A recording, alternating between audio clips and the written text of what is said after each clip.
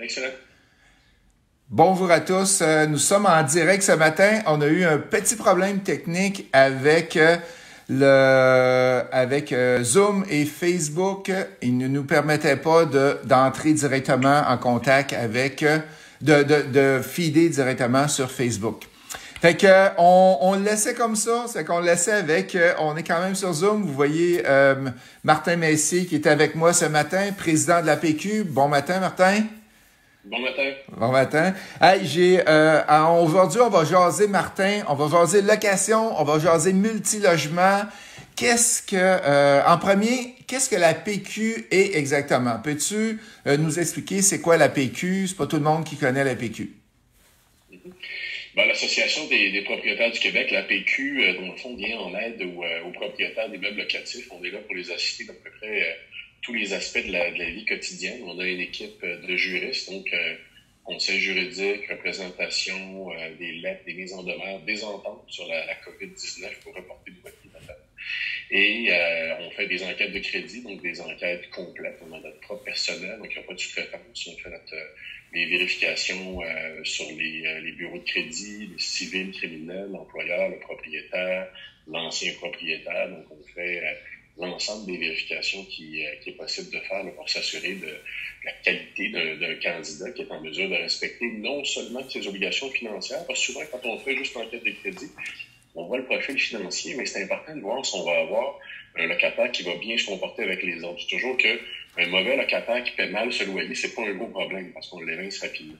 Mon problème, c'est un mauvais locataire qui paie bien son loyer. Celui-là, c'est un vrai. Ouais, c'est ça, c'est vrai.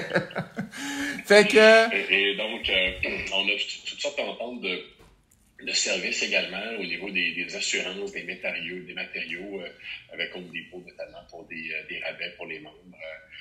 Une entente d'assurance avec Dama Assurance, où on fait aussi dans l'assurance loyer, donc un produit qui est distribué par April Canada là, pour assurer en cas de problématique de perte de revenus de l'organisme dans l'immeuble.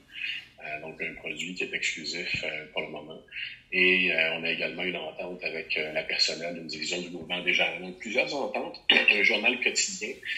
Je vous invite à aller visiter notre page COVID-19 où on met tout ce qui concerne la Régie du logement, les lois, ce qui se passe actuellement. C'est sur www.apq.org. Et puis, vous allez voir la page COVID-19, là, vous pouvez vous inscrire, puis on va vous envoyer les informations au fur et à mesure que ça rentre. Parlant de COVID-19 et confinement, est-ce que tu as des nouvelles des propriétaires? Qu'est-ce que ça a donné cette semaine avec on est le 3 avril aujourd'hui. Qu'est-ce que ça a donné avec le 1er avril? Quand même bien, Justin, je te dirais, les propriétaires ont pu procéder à la collecte des loyers. On est en train de finaliser les données d'un sondage qu'on a hier, donc on devrait sortir ça aujourd'hui. Mais globalement, les propriétaires nous disent que ça va bien. Je dirais que le 1er avril, ça n'a pas été trop le poisson d'avril qu'on escomptait. Donc, ça n'a pas été si mal, semble-t-il. Il y a des propriétaires qui ont vraiment des situations problématiques. Je parlais à quelqu'un hier qui était plus en difficulté. Mais dans l'ensemble, ça va assez bien. Il faut prendre le temps de parler à ses locataires. Je pense que le gros message de COVID-19, là, il faut se parler plus que jamais. Mm-hmm. Si votre locataire a des problèmes, il faut qu'il vous en parle. Quand vous êtes capable de le faire, on l'accorde. S'il y en a plusieurs et que ça cause des problèmes, on parle avec notre institution financière et on trouve des solutions. Tout le monde est en mode solution actuellement. Donc, si vous avez des incertitudes, en parlant, vous allez trouver vos réponses. Donc, c'est le grand message. Là, je dirais que les gens sont plus inquiets, sont rendus au 1er juillet. C'est-à-dire que on se demande qu'est-ce qui se passe avec les immeubles en construction qui ne sont pas construits. Les propriétaires d'immeubles qui m'appelaient, il y a un propriétaire qui me disait, moi j'ai un 60 logements en construction, puis là, j'ai déjà la moitié qui sont loués là-dedans, quand est-ce que la construction va repartir, tout ça. Donc les gens sont en mode, si on pouvait arrêter d'être malade, là, puis si on avait la possibilité de repartir, ça nous aiderait, on va souhaiter ça tout le monde ensemble. Mais pour le moment, les propriétaires gardent le cap, gardent le focus. Je pense que ça va bien. Il y a peut-être une petite hausse des incidents à la maison, parce que là, tout le monde est chez eux. Fait que quand les enfants jouent un peu trop, puis le voisin d'en bas, ça fait pas son bonheur, il faut mettre de l'eau dans son vin. Tout le monde T'as pas le choix. on mal en patience. Sinon, ça peut dégénérer. Puis il y a certains cas où, malheureusement, ça dégénère. Puis là, ben, faut intervenir. Pour ces dossiers-là, c'est important. Là, la Régie du logement a suspendu ses audiences. Okay? Oui. Mais si, comme propriétaire, vous avez un problème urgent, là, santé, salubrité, vos locataires font des choses qui ne peuvent pas attendre là, que tout le monde revienne à la normale, ces causes-là peuvent être entendues. Donc, la Régie du logement peut autoriser des recours urgents. Il faut savoir que ça existe. D'accord, parfait. Si on parle de visite de logement, fait qu'on va y aller par étapes. Là, on est dans la grosse période. Ben, il y a une partie qui est passée, mais on est dans la grosse période de visite de logement. Qu'est-ce que tu conseilles pour les propriétaires qui sont à l'écoute présentement et qui veulent faire visiter leur logement? On fait ça web. On fait des séances de shooting, finalement, où on prend des photos ou des vidéos du logement avec notre locataire. Donc, on lui dit, là, c'est le temps de faire le petit ménage, classe tes choses, les photos de famille que tu veux pas qu'on voit, ben, c'est le temps de les mettre ailleurs. Et puis, on va prendre une belle journée ensoleillée, là, pour aujourd'hui, une journée pluvieuse, une belle journée où le soleil entre, la vie dans votre immeuble, puis ça paraît bien. Et puis là, on fait un shooting, on explique un petit peu notre locataire ce qu'on veut comme prise de vue. C'est vraiment mieux de filmer, parce que des fois, si on fait juste prendre des photos, notre locataire nous envoie ça, c'est pas tout à fait ce qu'on veut. Fait que s'il filme et il fait finalement une vidéo 360 des pièces, ben on prend les saisies d'écran qu'on veut. Même plusieurs propriétaires vont faire une visite ou commenter. Donc, le locataire va se promener dans son appartement, puis on va parler des pièces. Puis ça, c'est la salle de bain, voyez-vous, c'est confortable. Ici, la baignoire est bien placée, puis etc., etc. On va faire une vidéo commentée avec le locataire. Et puis, on va s'en servir ensuite pour les candidats intéressés. Pour les visites virtuelles, on le fait un peu comme on le fait ce matin avec toi. Sauf qu'on met un intervenant de plus, donc on met puis là on peut mettre plus de monde. Fait que la famille qui veut visiter, la famille qui est dans le logement puis qui est en location, puis le propriétaire. Donc on est à 3. Et puis on se promène dans le logement ensemble. On a ce service-là pour les propriétaires, pour ceux qui sont un petit peu moins habiles, puis qui ne savent pas, par exemple, comment enregistrer la session vidéo, on l'offre. Donc, on a un service où on a un technicien qui se branche avec vous. On vous envoie les liens. Donc, on va vous envoyer le vidéo ensuite de l'événement. C'est comme ça qu'on l'appelle, donc la visite du logement, qui peut resservir plus tard. Mais si je ne me trompe pas, est-ce que le gouvernement a défendu les visites de logement ou c'est fortement décommandé? Je sais qu'avec les courtiers immobiliers, ils n'ont plus le droit, c'est officiel, ils n'ont plus aucun l'OASIC a régi là-dedans, tu n'as plus le droit du tout d'aller faire de visites de logement. Qu'est-ce qu'il y en est? Si on a un logement qui est vide depuis 6 mois, est-ce qu'on peut mettre une boîte à clés et les visiteurs peuvent aller, les futurs locataires peuvent aller visiter? Qu'est-ce qu'il y en est là-dedans? On a le droit de visiter. Il y a des cas où ça ne fonctionne pas, où le locataire qui veut visiter va absolument être dans l'appartement. Même pour les logements occupés, à moins qu'il y ait des symptômes de COVID-19, on visite. Donc, on peut visiter. On ne le recommande pas. Vraiment, aujourd'hui, je pense que c'est très, très rare les cas où quelqu'un ne peut pas visiter avec un cellulaire et se faire une très, très bonne idée de la situation du logement. On recommande à tout le monde d'attendre qu'on ait fini d'arriver au fameux pic là, pour que ça se calme un peu. Mais si vous n'avez pas le choix, vous pouvez visiter. On ne visite pas comme à l'habitude. On va visiter très différemment. Je vais expliquer. Habituellement, on accueille notre locataire, on dit bonjour, on est chaleureux. Là, on va être chaleureux à distance. Donc, on garde nos distances. Ne serait-ce que pour ouvrir la porte, c'est pas moi qui l'ouvre. J'appelle mon locataire, puis je dis là, je suis devant ta porte. Parce que les mains, on les garde dans nos poches physiquement là, pour éviter de toucher à quelque chose. Ce qu'on dit aux gens, c'est vous allez sûrement vouloir ouvrir une porte d'armoire inconsciemment, vous en rendez pas compte. Il faut pas. Fait que vos mains, laissez-les dans vos poches tout le temps. Si vous voulez voir l'intérieur d'une porte d'armoire pour voir l'agencement du cabinet ou d'un garde-robe, demandez-le au locataire, puis lui, il va ouvrir. Fait qu'il faut vraiment y penser avant, sinon on a tendance tout le monde à entrer dans la même pièce en même temps. Là, c'est pas tout à fait comme ça. Le locataire, il va dire ça, c'est ma chambre à coucher, il va être à 2 mètres de nous. Puis le candidat va visiter. Nous autres, on se mettra pas tout le monde la tête dans la porte en même temps. Donc, c'est pas évident, mais il faut y penser à l'avance. Sinon, on fait comme oups. Mais quand on fait oups, il est trop tard. Une proximité. Ben, c'est ça. Trop tard. Okay. Il faut vraiment, puis il faut en parler aux deux avant. Il faut leur dire. D'abord, ça rassure notre locataire qu'on visite. On dit, écoute, J'ai parlé à l'autre. D'abord, j'ai vérifié. Il vient pas de débarquer de la Floride ou d'ailleurs. Il n'y a pas de symptômes. Il n'y a pas eu de contact. J'ai posé ces questions-là pour être sûr qu'on contrôlait ça. Je pose ces questions-là à mon locataire aussi. Puis je leur explique les normes à tous les deux. Voici comment on va visiter. Parce qu'il faut que vous le sachiez, monsieur le locataire, là, c'est pas le temps d'entrer tout le monde dans sa train. Donc, c'est le candidat qui va visiter. Vous allez vous tenir plus loin, puis il va entrer dans votre salle de bain. Fait que si vous avez une bague en diamant à 250 000 puis que vous avez peur qu'il parte avec, bien, laissez-la pas à côté de l'évier. Fait juste prévenir un peu à l'avance là, que des fois, il y a des moments où on n'aura pas les yeux sur le candidat à la location là, qui se promène dans le logement. Il y a plusieurs propriétaires qui ont des logements vides. Ça, c'est beaucoup plus simple parce que on ouvre la porte, puis à 2 mètres, puis on dit à notre locataire, vas-y. Allez-y, mais encore une fois, vos mains dans vos poches parce qu'il y en a un autre qui s'en vient plus tard. Donc, mais sinon, c'est comme ça la visite. Et c'est très rare. La plupart des propriétaires, là, c'est simplement un petit enjeu de compétences techniques. Là, ils ont souvent un cellulaire, mais ils ne savent pas comment installer une application dessus. Ils ne savent pas comment créer un compte qui leur permet d'installer des applications. Fait que c'est avec un peu d'assistance technique ou notre service de vidéoconférence, là, on devient à bout. OK, parfait. Fait que ça fait le tour de visite des lieux et je fais un appel à ceux-là qui nous écoutent présentement. Est-ce que vous avez des questions par rapport à la visite des lieux? Si oui, vous pouvez les poser directement à Martin. Je vais faire le relais entre Martin et vous. En attendant que les gens entrent leurs questions, on parle déménagement du 1er juillet. Fait que là, on peut pas dire c'est quand le COVID va arrêter, c'est quand le confinement va arrêter. Mais on sait que les déménageurs sont un service essentiel, donc le service va être officialisé. J'appelais hier pour une entrevue 2-3 déménageurs et ils sont occupés, ça n'a aucun bon sens, Martin. Ils ont de la misère à avoir des heures de disponibles. Là, on dit en bon québécois, là, ils sont tacotés dans le plafond. Voyons, tu le dis? Oui, les compagnies de déménagement sont occupées. Ben, il y en a moins qui ont des employés qui acceptent de travailler. Donc, souvent, il faut vraiment leur soumettre, quasiment plaider notre cas, puis vendre l'idée qu'il faut faire notre déménagement.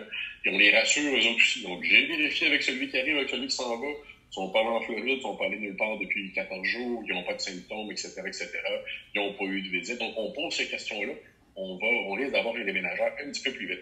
Fait sinon, j'ai vraiment des propriétaires ou des locataires qui ont vécu l'expérience où il fallait pratiquement supplier le déménageur de faire le déménagement pour qu'il se présente, parce que les gens sont inquiets, surtout quand ils déménagent dans les quartiers chauds. Là, c'est sûr que si je suis dans le nord du Québec, c'est moins un problème. Étrangement, habituellement, on a plus de difficultés, mais là, aujourd'hui, c'est plus facile. Ça va être plus facile dans ce coin-là. Fait que tu t'attends à un déménagement normal? Comment tu t'attends à voir arriver le déménagement qui s'en vient le 1er juillet? Ça va vraiment dépendre de la date du retour. On a plusieurs immeubles en construction avec des gens qui doivent partir du logement X puis s'en aller dans le nouveau logement Y. Ben, si ces logements-là sont pas construits, les condos sont pas prêts, la maison que je m'ai achetée n'est pas construite, que je me suis achetée n'est pas construite, ça va créer un effet domino, hein, parce que ça atteint plusieurs personnes. Si j'en ai un qui peut pas déménager, puis il dit « moi, je pars pas », mais l'autre peut pas, puis l'autre peut pas, puis l'autre peut pas, jusqu'à temps qu'on tombe à quelqu'un qui s'en allait chez ses parents ou qui se formait un couple. Ou une résidence de personnes âgées. Qui peut toucher plusieurs personnes. On voit souvent là, des impacts de 8 à 10 personnes qui sont touchées pour un seul logement. Ça se multiplie vite, ça, ces enjeux-là. Donc, on va voir si la construction peut reprendre le plus rapidement possible. Si on reprend la construction, je sais pas, je lance un chiffre, là, le 1er mai, ben, la plupart des constructeurs à qui on a parlé nous disent qu'ils sont en mesure de faire leur livraison à peu près au moment de début. Mais si ça retarde encore, il va y avoir des enjeux. Il va falloir vraiment être créatif pour permettre à tout notre monde de fonctionner. Puis au niveau légal, il faut que ça marche parce que c'est un cauchemar au niveau légal. Parce que comme propriétaire, vous ne pouvez pas dire, vous avez un locataire qui vous dit « moi, je m'en vais. Je m'en vais le 1er juillet, j'ai résilié le bail. J'ai envoyé un avis de non-renouvellement du bail, puis je quitte mon logement. » Ben, le 1er juillet, si vous lui permettez de rester là, ne serait-ce que vous acceptez un 200 $ pour qu'il reste là une semaine de plus ou quelques jours de plus, vous venez de créer un nouveau bail. Puis lui, il peut rester là pour tout le temps ensuite. Fait que comme propriétaire, là, vous vous mettez dans le pétrin parce que vous avez l'autre qui arrive. Puis que lui, s'il n'a pas son logement, Vous ne pouvez pas lui donner comme excuse, le premier n'est pas parti, je m'excuse, mais c'est pas ma faute. Vous êtes responsable de ça, responsable des frais de déménagement, des frais d'hôtel, de la différence de loyer, ça coûte une fortune. Donc, ce cauchemar-là, on va vraiment travailler fort, puis on parle à tous les jours avec le gouvernement pour voir comment ça avance, puis trouver des solutions pour éviter qu'on vive un cauchemar, parce que ça peut être compliqué de longtemps. Pour le 1er juillet. OK. Ouais, Est-ce que on a encore du temps, là. Tu sais, on a encore du temps. Il faut le regarder. Il faut voir à chaque semaine qui passe quels sont les impacts, mais on va trouver une solution. C'est comme ça que ça va finir. Et présentement, vous faites du lobbying, je crois, avec le gouvernement. Sur quel sujet vous travaillez principalement? Ben, plusieurs sujets, entre autres, on demande la reprise des audiences à la Régie du logement. On a une pétition sur notre site Internet qui roule parce que la plupart des locataires sont de bons locataires qui vont bien payer. Mais il y en a certains qui profitent du fait qu'il y a la COVID-19 et qui disent là, je peux pas payer. Puis la Régie du logement est fermée, fait que je peux pas m'évincer. Et là, ces pertes-là vont être difficiles à récupérer dans les cas de fraudeurs, des professionnels qui font exprès d'un logement à un autre. Fait que on va créer, en disant il n'y a pas d'intervention possible, on va créer vraiment une grosse problématique. Donc, on dit au gouvernement qu'il faut réouvrir, à tout le moins pour des cas spéciaux, réouvrons à distance. Moi, je me suis fait offrir par la Cour supérieure de faire un procès de façon électronique la semaine prochaine. Donc, si la Cour supérieure le fait, on devait un premier procès virtuel à Trois-Rivières. Il faut que la Régie du logement arrive rapidement à des possibilités à ce niveau-là pour éviter qu'il y ait de la fraude. OK. Puis tu penses-tu que la Régie est capable de bouger assez vite avec toute la technologie pour faire ça, ou c'est une roue qui va être hyper longue à faire bouger? Ben, ils sont capables de bouger ces lois. Moi, si je prends l'exemple du procès à la Cour supérieure, où on me dit qu'on est disponible à procéder au mois d'avril, c'est carrément une conférence téléphonique où on nous dit l'enregistrement ne sera pas disponible. Ça ne sera pas le juge dans son bureau avec un greffier audiencier, juste tout ça ça va être carrément sur le téléphone du juge. Mais il faut que tu acceptes ces règles-là, puis après ça, ça procède. Fait que ça sera même pas en vidéoconférence, parce que Martin, en passant, est avocat. Fait que c'est pour ça qu'il est appelé à faire ça aussi. Est-ce que ça sera pas en vidéoconférence, ça va être en appel téléphonique, en appel conférence? Oui, ça dépend des dossiers. Dans des dossiers où on n'a pas nécessairement besoin de voir les gens, puis la plupart du temps, en fait, en non-paiement de loyer, on est tout seul comme propriétaire dans la salle, nos locataires sont pas là. Oui. Mais sinon, ça peut être en vidéoconférence. Mais dans des dossiers où j'ai pas de témoin à faire entendre, où c'est de la plaidoirie essentiellement, ou des représentations sur des documents qui peuvent être transmis en PDF, on le fait. En fait, moi, je me suis fait offrir par conférence téléphonique. OK. Et c'est quoi les chances que tu penses que la Régie... Et c'est quoi tu penses en premier qu'on aurait besoin de faire pour repartir ça? Est-ce que... Ou vous autres, avec le lobbying, ça va être assez? Êtes-vous avancé dans vos démarches? Parle-nous donc de ça. Ce qu'on demande au gouvernement, dans le fond, la réouverture de la Régie du logement pour éviter les fraudes, notamment, puis aussi que le système ne soit pas engorgé. Sinon, on va avoir un engorgement incroyable. On est en train d'envisager de nouveaux services pour les propriétaires pour leur permettre. La Régie du logement, on peut déposer nos demandes sur Internet. Oui. Mais c'est pas tout le monde qui est en mesure de le faire. Je dirais que quand on regarde un dossier, il y a 75% des propriétaires qui le remplissent mal, le formulaire. Ça leur crée des problèmes après. Fait qu'on est en train de voir, là, aujourd'hui, on va sûrement lancer un nouveau service pour faire des demandes pour les propriétaires directement. Puis qui puissent les payer valablement sans commettre l'erreur. Parce que c'est embêtant, parce que si tu t'en vas à la Régie du logement et tu as demandé, je donne un exemple, tu as demandé la condamnation au paiement du loyer, mais tu as oublié de demander la résiliation pour que ton locataire sorte, tu n'as pas coché au bon endroit, tu te retrouves avec un délai. Donc, il faut faire attention à ce qu'on fait. Fait que ça, on a refait un nouveau service là-dessus aujourd'hui. Le gouvernement, on demande deux choses. On demande qu'il redistribue l'aide que le locataire reçoit, qu'il le redistribue aussi aux propriétaires. Fait que s'il y a une portion du montant que le locataire reçoit, il faudrait que cet argent-là s'en aille aux propriétaires et que ça serve aux bonnes choses pour éviter les fraudes encore une fois. Ou de suivre l'exemple de la Colombie-Britannique. En Colombie-Britannique, ce qu'ils ont fait, c'est qu'ils ont dit tous les logements, le gouvernement, ce mois-ci, mois d'avril, on va payer 500 $ pour tous les logements. Donc, votre loyer est probablement plus élevé que 500 $, mais le premier 500, c'est le gouvernement qui le paie. Et c'est ce qu'ils ont fait en Colombie-Britannique. Donc, c'est un exemple qui est inspirant. Ça vient enlever de la pression sur les locataires, sur les propriétaires à la fois. Donc, je pense que c'est un bon exemple. Puis, est-ce qu'ils ont diminué le 2000 du PCU ou c'est en plus du 2000 du PCU? Plus. C'est en plus? En plus, oui. OK, parfait. C'est une aide provinciale, celle-là, oui. Parfait. Et on a une question qui vient de Kevin. De Chantal, excuse. Bonjour, j'ai un locataire de 74 ans. Il a quitté le logement entièrement meublé pour une maison d'hébergement. Qu'est-ce que je fais dans ce cas-là? S'il a quitté le logement, on va procéder à la relocation. Là, je comprends qu'il est parti vider, il est parti avec son équipement, ses meubles. Donc, on va procéder à la relocation. On va faire les vidéos, on va faire la location. L'APQ, on a un site Internet là, qui s'appelle SeClick, SECLIQ, qui vous permet de propulser votre annonce sur plusieurs sites, dont Facebook, dont Google, dont Kijiji. Donc, vous mettez votre annonce à un endroit, puis ça la pousse partout. Fait que lui, si je comprends bien pour Chantal, il y a 2 mois de loyer pas 2 mois, mais je veux dire, il y a seulement 2 mois d'avis, puis après ça, la personne part. Et après ça, la personne part. C'est ça. Et là, elle me dit, en plus, il a fumé dans le logement pendant X années et c'était interdit au bail. Quoi faire?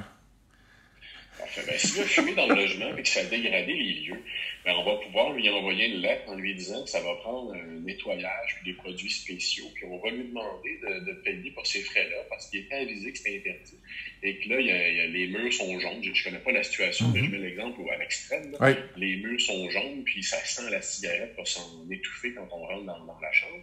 Il va falloir faire un grand ménage. Il y a des produits spécialisés qui se vendent là, pour contrer les odeurs de cigarette parce que souvent, la peinture, ça ne marche pas. Il faut nettoyer avec des produits spécialisés, puis après, on peinture. C'est sûr que s'il est là depuis 15 ans, c'est peut-être normal de faire une peinture dans le logement. S'il est là depuis 2 ans, il faut que je repeinture le logement, c'est pas normal. Mais s'il est là depuis 15-20 ans, je peux pas lui demander 100% du coût de ma peinture, c'est clair, mais le nettoyage puis l'odeur, ça Parfait, excellent. On a une question de Kevin qui est rentrée. Est-ce que vous demandez quelque chose pour les locataires qui font faillite facilement?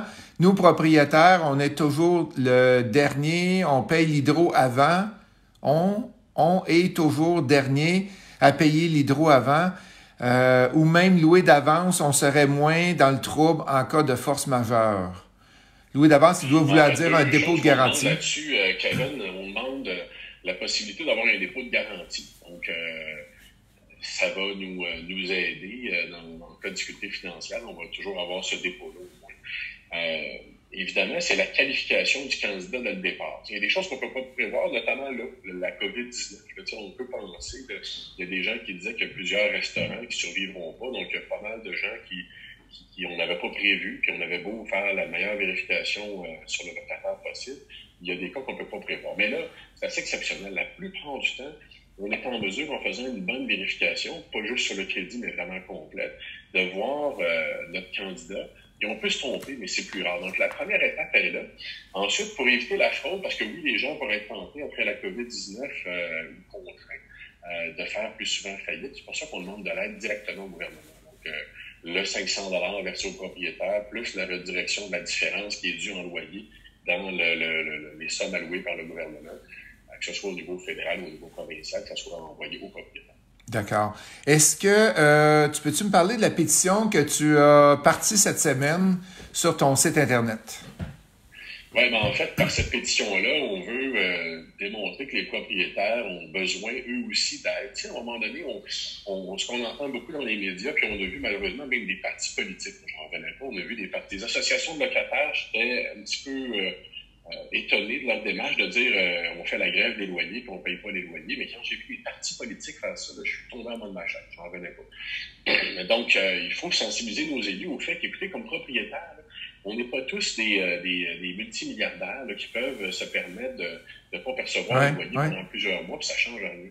Et je parlais à une journaliste un peu plus tôt cette semaine, puis on est venu à se comprendre, mais au début, ça allait pas bien. Elle me disait, mais là, comme propriétaire, vous ne trouvez pas que c'est exagéré de demander une paiement de loyer? J'ai dit, écoutez, mademoiselle ou madame, c'est un peu comme si vous disiez à l'épicier, je m'en vais chez IGA ce matin, OK? Puis je passe à la caisse. Puis là, le caissier me regarde, puis j'ai dit, là, je te paierai pas plus tard. Je vais te signer un document, on peut appeler ça un bail de nourriture, si tu veux. Je vais te le signer, je te dépose ça. Puis dans un mois ou deux, là, quand les tribunaux verront, tu viendras voir, je pourrais peut-être regarder si je peux te payer. On demande ça aux propriétaires. Fournissez votre service essentiel. Maintenez vos assurances. Assurez-vous qu'il fonctionne bien, que les immeubles soient bien entretenus, les ascenseurs, les systèmes de ventilation, tout ça doit bien fonctionner. vos agents de sécurité, vos concierges pour les plus gros immeubles, ça doit fonctionner. Mais le loyer, par exemple, ça, on va les laisser partir. C'est comme si j'allais chez Jean Coutu et je disais à mes médicaments, là, je te rappellerai, là, c'est COVID-19, là, je pars avec, fais-moi confiance, je te reviens. Ça marche pas. Les propriétaires ont fourni un service essentiel. Il faut qu'on soit payé. Puis je voyais sur ton site que 70% des propriétaires, c'est des petits locataires de 2, 3 ou 4 logements. C'est beaucoup, là, 70%, là. Ah non, mais il y a beaucoup de propriétaires de flex au Québec. Puis quand on parle à des gens, là, tu sais, si tu as 2 locataires qui ne te paient pas, puis tu as 100 logements, ben, c'est 2% de ton problème. Ouais. Mais si tu as 2 locataires qui ne te paient pas, puis tu as un duplex, puis toi, tu viens de perdre ta job, puis ta conjointe vient de perdre sa job, ça va pas bien. Non, ça va pas bien. J'ai parlé à ces gens-là, moi, cette semaine. Ceux-là sont stressés, donc c'est pas tout le monde, heureusement, mais quand ça arrive, il faut que le gouvernement fasse quelque chose. OK. J'ai Claude Thérèse. Mon locataire m'a signifié par texto à 2 reprises qu'il quitte à la fin du bail et moi, j'ai reloué. Là, le locataire, finalement, m'avise qu'il ne quitte pas. Que faire? Ben, il va falloir réviser votre locataire de la situation. Donc, on va lui dire, écoutez, vous m'avez signifié votre avis de non-renouvellement du bail. Ce faisant, j'ai procédé à la relocation. Vous ne pouvez pas rester votre logement est reloué. Prenez les moyens pour quitter votre logement. C'est la fin du bail. Il y a encore le temps, cher locataire. C'est au 1er juillet. Puis on sait qu'il y a des logements à louer. Faites une belle visite virtuelle, puis louez-vous un logement ailleurs. C'est ce qu'on va lui dire. On va le mettre en demeure de respecter son engagement. On va lui indiquer que s'il ne quitte pas, il va être tenu responsable des dommages qui sont importants. L'autre locataire qui ne peut pas déménager, c'est des dommages importants. Il faut que je le relocalise. Dans un hôtel, peut-être. Il faut qu'il se trouve un autre logement qui est peut-être plus cher. Il faut qu'il paye la différence. Donc, il y a des dommages très importants auxquels il s'expose sur le locataire. Parfait. On a Kat qui nous demande, est-ce que je peux faire du nettoyage de logement si quelqu'un quitte?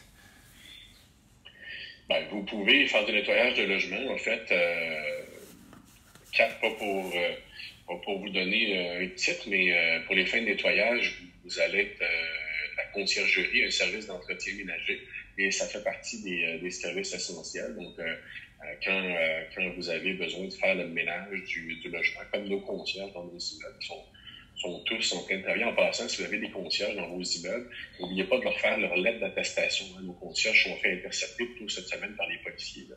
Ça leur prend une lettre d'attestation qui travaillent chez vous comme concierges, qui sont essentiels, etc. Sinon, ils vont se faire arrêter par la police. Au début, la police était tolérante, là, mais là, on a entendu le message du premier ministre hier. Ils vont donner des amendes. Donc, assurez-vous que tous vos concierges aient dans leur poche la lettre de vous qui dit que... Ils travaillent pour vous. OK, parfait. Excellent. Oui, on peut faire le ménage avec toutes les précautions qu'il faut. Là. C'est peut-être pas le temps d'y aller 10 minutes après que le locataire soit parti. Si vous pouvez laisser dormir le logement une journée ou 2 ou 3, c'est encore mieux. Mais prenez des précautions. Parfait.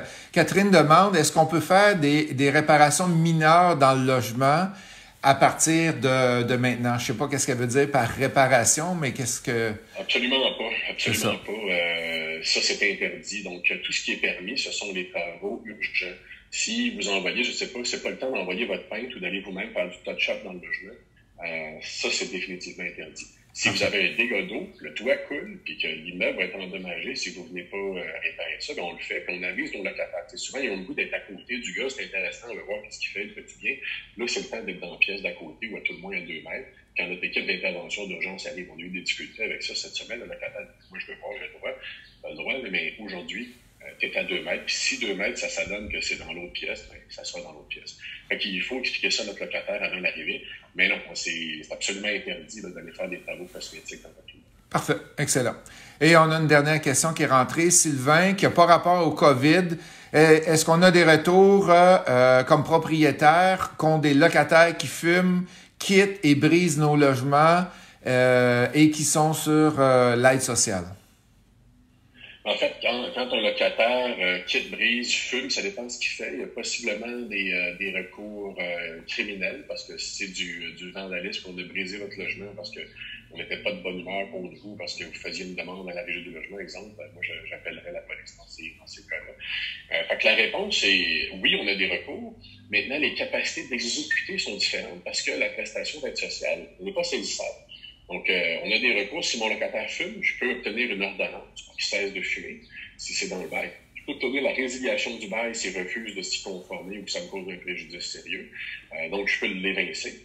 Maintenant, récupérer l'argent, c'est difficile parce qu'il est sur l'aide sociale, donc il n'est pas saisissable. Donc, à moins de prendre une entente avec lui ou qu'il se trouve un travail puis qu'il redevienne saisissable, ce ne sera pas possible de le saisir. Donc, oui, on a les mêmes recours, mais sauf que quand on arrive pour récupérer l'argent, là, ça peut être beaucoup plus compliqué. Moi, je dis tout le temps, je conseille quand même d'aller chercher le jugement de la régie. Ça va aider les autres propriétaires quand ils vont venir pour louer. Ah, lui, il y a eu quatre jugements de régie depuis qu'il loue. Ben, au moins, le prochain propriétaire, on le fait pour le prochain propriétaire, c'est s'entraider. Ça, c'est tellement un excellent conseil, Sylvain. Si on faisait tout le monde ça, on serait vraiment plus facilement à l'abri, puis on inciterait les gens à toujours payer parce que le locataire, s'il sait qu'il va se retrouver à la régie du logement, puis qu'après ça, il ne pourra plus louer d'autres logements, ben, ça va être un incitatif pour lui de payer. Donc, moi, je le recommande également. C'est une très bonne suggestion. Parfait, excellent. On a une Jack qui pose une question, mais la question est, est-ce qu'on a le droit de faire des réparations dans les parties communes de notre plex? La réponse est non, aucune réparation, c'est pas un service essentiel, comme disait M. Martin.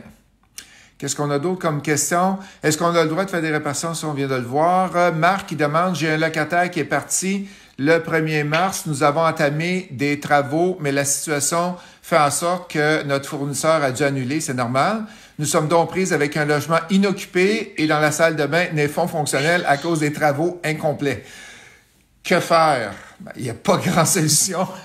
Vas-y, Martin. Non, on va espérer pour vous que ça reprenne le plus vite possible parce que ces entreprises-là, ils ont eu l'ordonnance d'arrêter. Donc, on a tout le monde hâte que la construction reprenne. C'est peut-être un des cas, ça, ce que vous avez, là, où le logement est vide, où, à un moment donné, ce qu'on dit au gouvernement, c'est qu'il faudrait baliser. Là, déjà, les constructeurs sont vraiment prêts à faire des choses, puis ou les équipes de rénovation, on envoie un gars à la fois.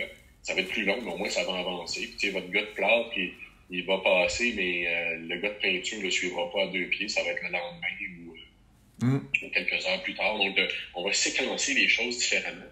Mais si on pouvait recommencer à aller dans les logements le plus vite possible. Peut-être pas maintenant, parce que là, ils nous disent que même dans les logements, on avait Santé publique Montréal hier qui réincitait sur le fait qu'il demandait aux propriétaires de bloquer l'accès aux immeubles, de s'assurer que personne n'entrait et qui même pense à demander à ce que tous les locataires soient au courant dès qu'il y a un cas de COVID-19 dans l'immeuble. Donc, là, on n'est pas dans cette période-là, mais dans quelques semaines, on va espérer pouvoir établir une séquence puis parler au gouvernement pour qu'il débloque des situations selon des paramètres précis, le logement vide, exemple comme madame, avec une séquence de travaux qui est bien définie. Donc, moi, je pense que ça s'en vient.